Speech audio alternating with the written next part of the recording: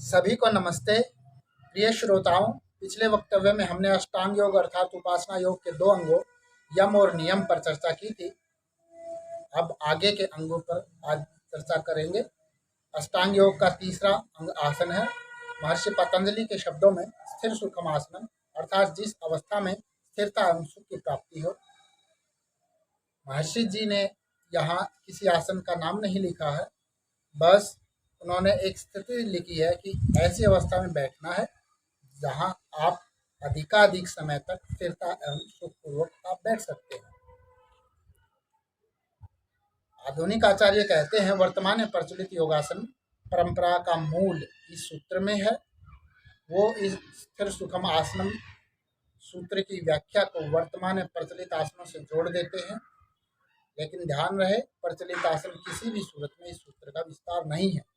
स्वामी दयानंद जी कहते हैं बंदर की तरह उछल कूद या नट की तरह कलाबाजी करने से कदापि योग संभव नहीं होता है।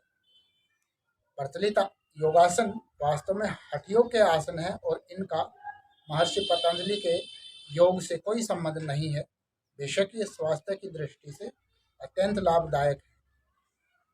महर्षि पतंजलि कहते हैं ततो द्वंद्वानि भी घातः अर्थात आसन के दृढ़ होने पर अक्षुधा तृष्णा शीतोषण आदि द्वंद्व नहीं स्थाते, जिससे साधना की योग साधना की निरंतरता में व्यवधान नहीं होता। महर्षि पतंजलि ने अगले अंग प्राणायाम का वर्णन किया है। इससे पहले प्रथम पाद में भी वो कर चुके हैं। प्रच्छदन विधानाभ्याम व प्राणस्य, यह कहकर उन्होंने प्राणायाम का वर्णन किया है।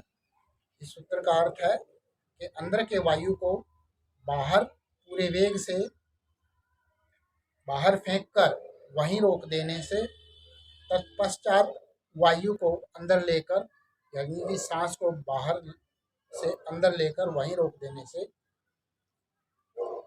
चित्त की एकाग्रता होती है। प्रैक्टिकल करते हैं।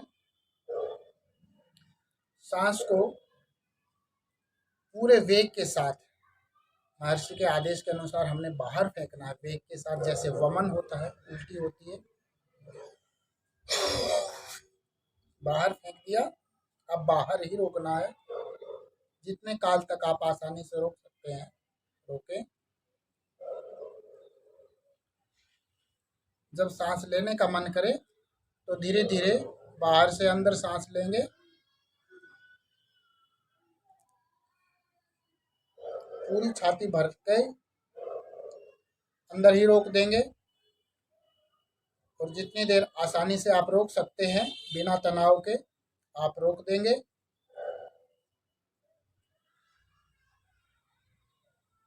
सांस को धीरे धीरे बाहर छोड़ देंगे। ये एक चक्कर पूरा हुआ। सांस को बाहर रोकने को बाह्य प्राणायाम और अंदर रोकने को अभ्यंतर प्राणायाम कहते हैं। महर्षि पतंजलि जी ने अष्टांग योग का जब वर्णन किया साधन पाद में, तब किस प्रकार किया है प्राणायाम का वर्णन? तस्मिन् सति श्वास प्रश्वास योग गति विच्छेद प्राणायाम है, अर्थात श्वास प्रश्वास की गति का विच्छेद अर्थात रोकने को प्राणायाम कहते हैं। अब वो आगे लिखते हैं सैतु बाह्याभ्यंतर स्तंभ वृत्ति देश काल संख्या भी त्रिदृष्टो दीर्घ सूक्ष्म है, अर्थात बाह्य अर्थात प्रश्वास, आभ्यंतर अर्थात श्वास, दोनों की गति का अभाव, स्तंभ वृत्ति, ये तीन प्रकार के प्राणायाम हुए। देश काल संख्या के सहित परीक्षण किया हुआ दीर्घ सूक्ष्म कहलाता है। अब इन तीनों प्राणायामों का प्रैक्टिकल करेंगे। बाह्य अर्थात प्रश्वास यानी बाह्य प्राणायाम कौन सा है? अभी हम इसका अभ्यास कर भी चुके हैं। पूरे वेग के साथ वमन के साथ वायु को बाहर फेंकना है और बाहर ही रोक देना है।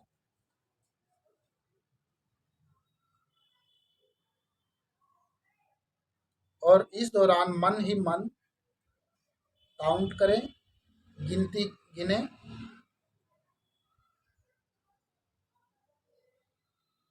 और धीरे धीरे जब आपका मन करे सांस लेने का तो धीरे धीरे सांस को अंदर ले लें। यह एक प्राणायाम पूरा हुआ, बाह्य प्राणायाम। पहले भी हमने बाह्य प्राणायाम किया था, उसमें इसमें फर्क यही है कि ये दूसरे पाद में है। सांस को जब हमने बाहर फेंका तो उसके वेग को आपने बाहर दूर तक, नासिका से कितनी दूर तक आप उसको वेग को महसूस करते हैं, ये देश परिदृष्टि है। अभी हमने दो चीजें देखी हैं बाह्य प्राणायाम के दौरान, जो महर्षि जी ने पहले जिनका वर्णन नहीं किया था। देश परिदृष्टि अर्थात सांस को मैंने जब बाहर फेंका तो मैं कितनी दूर तक उस सांस को महसूस कर सकता हूँ, और संख्या, संख्या क्या है, कितने काउंट तक, कितनी गिनती तक मैं इस सांस को रोक सकता हूँ। जबरदस्ती नहीं करेंगे, धीरे धीरे ही करेंगे और बिना तनाव के ही करेंगे। अब आभ्यंतर, आभ्यंतर का मतलब अंदर सांस लेना। धीरे धीरे सांस को अंदर लेंगे, पूरी छाती भरने तक सांस अंदर लेंगे और वहीं रोक देंगे, पूरी छाती भर के रोक देंगे और फिर से संख्या अर्थात गिनती करेंगे। मन ही मन, बिना जीभ हिलाए, बिना आवाज किए, मन ही मन गिनती करें। और जब आपका सांस छोड़ने का मन करे तब धीरे धीरे सांस को छोड़ देंगे। इसमें यहाँ देश परिदृष्टि क्या है और काल परिदृष्टि क्या है। सांस को हम धीरे धीरे जब अंदर लेते हैं, हम कितनी देर तक सांस को अंदर लेते हैं, ये काल परिदृष्टि है। जब ऐसे ही जब हम सांस को बाहर छोड़ते हैं तो कितनी देर में छोड़ते हैं, वो काल परिदृष्टि है।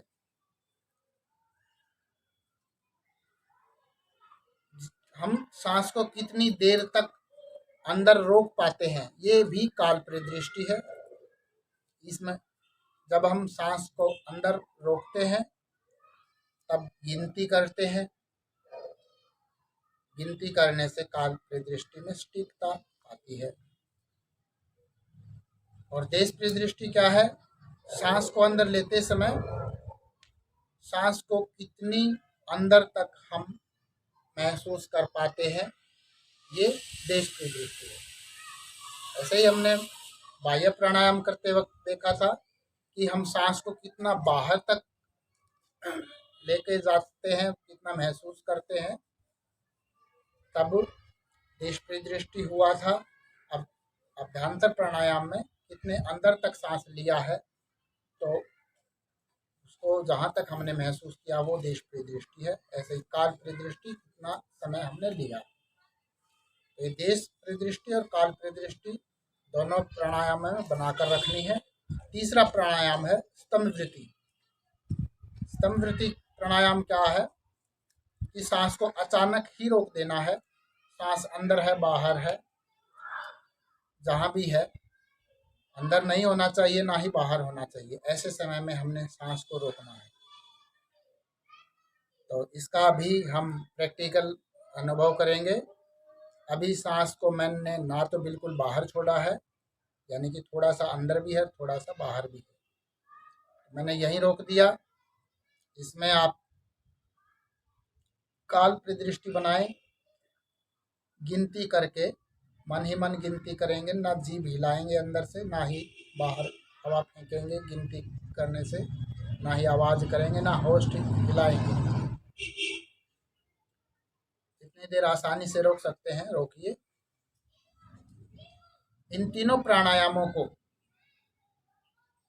बाह्य प्राणायाम, अभ्यंतर प्राणायाम और स्तंभवृत्ति प्राणायाम, इन तीनों प्राणायामों को कम से कम 6 बार तक अभ्यास करना चाहिए। ज़्यादा भी कर सकते हैं अगर आपका स्टेमिना ठीक है। अब तीनों प्राणायामों का जो फल है, तो आगे जब अभ्यासी हो जाते हैं तो तब हम चौथा प्राणायाम करने के योग्य हो जाते हैं। चौथा प्राणायाम है बाह्याभ्यंतर आक्षेपी चतुर्थ, अर्थात इसका भी हम प्रैक्टिकल करके दिखाते हैं, आपको सिखाते हैं।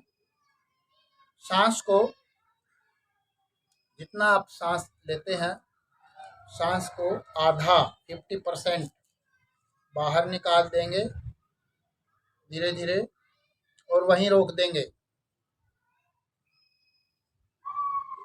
मन ही मन काउंट करेंगे, 15 या 20 संख्या तक मन ही मन काउंट करें।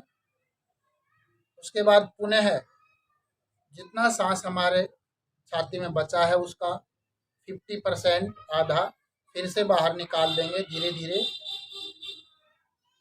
और वहीं रोक देंगे और पुनः 10 से 15 काउंट तक या 20 काउंट तक, जितना भी आपका स्टेमिना है, रोकेंगे। 20 काउंट के बाद फिर से सारा सांस बाहर निकाल देंगे, हवा बिल्कुल ना रहे, पूरा सांस बाहर निकाल देंगे और कुछ काउंट तक रोकें, जितना आप आसानी से रोक सकें। घबराहट होने लगे तो सांस को अंदर ले लेंगे। ऐसे ही जब आप सांस अंदर लेते हैं तो जितना आप लेते हैं आधा ही सांस छाती में भरेंगे। सांस अंदर लीजिए और रोक दीजिए 20-30 काउंट तक, उसको अंदर ही रोके रखें।